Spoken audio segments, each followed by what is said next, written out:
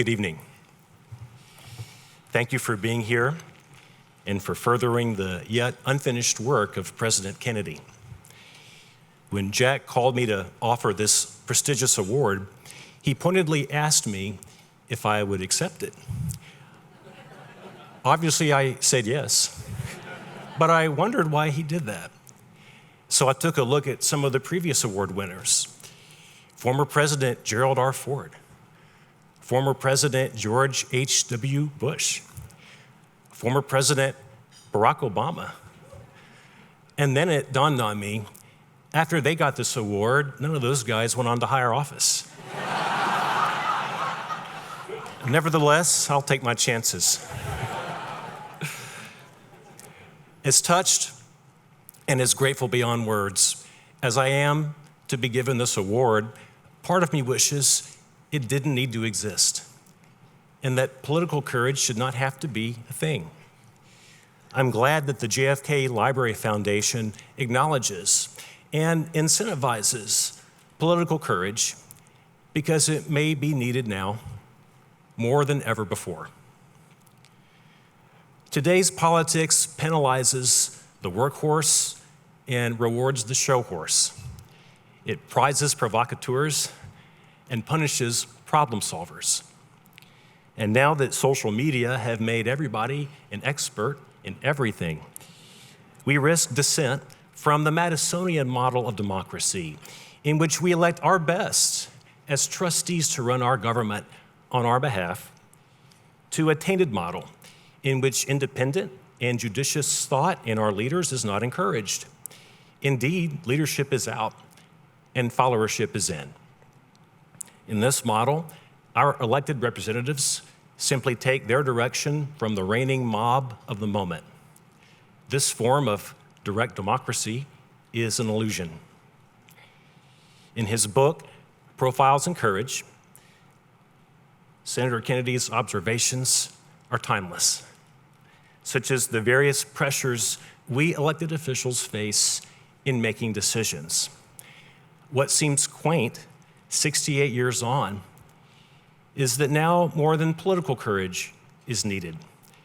Today, when we refer to courage in our public servants, be they secretaries of state, county clerks, poll workers, school board members, even public health officials and practitioners, we refer to physical courage, the courage to risk physical harm in order to serve the public. I have not received this award for that reason. There are others who have risked far more than I. I would like to think I've been given this award to celebrate a happy ending and to mark an example others should follow in order to keep the American experiment in self-government alive. Over the past 4 years, while other states have played politics with voting and adopted election policies that stoke controversy, Kentucky has instead simply moved forward. First, in the 2020 elections, we defied naysayers and conspiracy theorists on both left and right by expanding voting options in the midst of coronavirus, while also taking reasonable steps to ensure integrity in the process.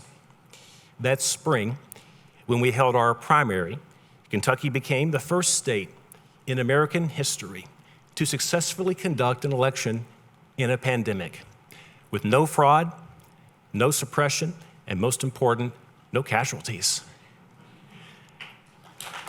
Thank you. Having been proved right, we then doubled down, challenging our legislature to take many of our bold reforms and make them permanent. And they did. We've quadrupled the number of days to vote. We've made it easier to request an absentee ballot. We've established voting centers so voters don't get turned away if they just show up at the wrong location. And when I say we, that's not just me.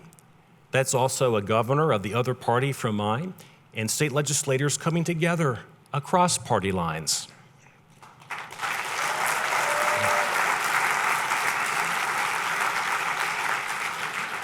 It's not just the mechanics of our elections either.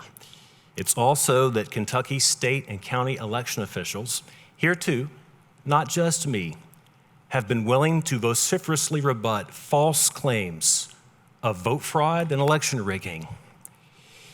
Moreover, our voters deserve credit too, because when we've had candidates for these offices and for our state legislature who've trafficked lies and demagoguery about our elections, our voters reject them.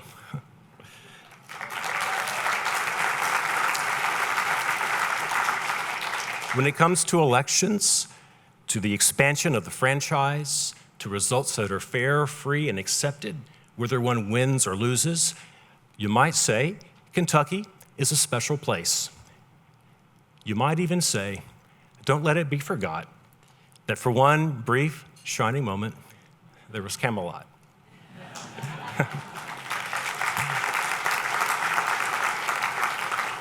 My goal tonight, and all our hope as well, is that the moment will not be brief, nor will it be one.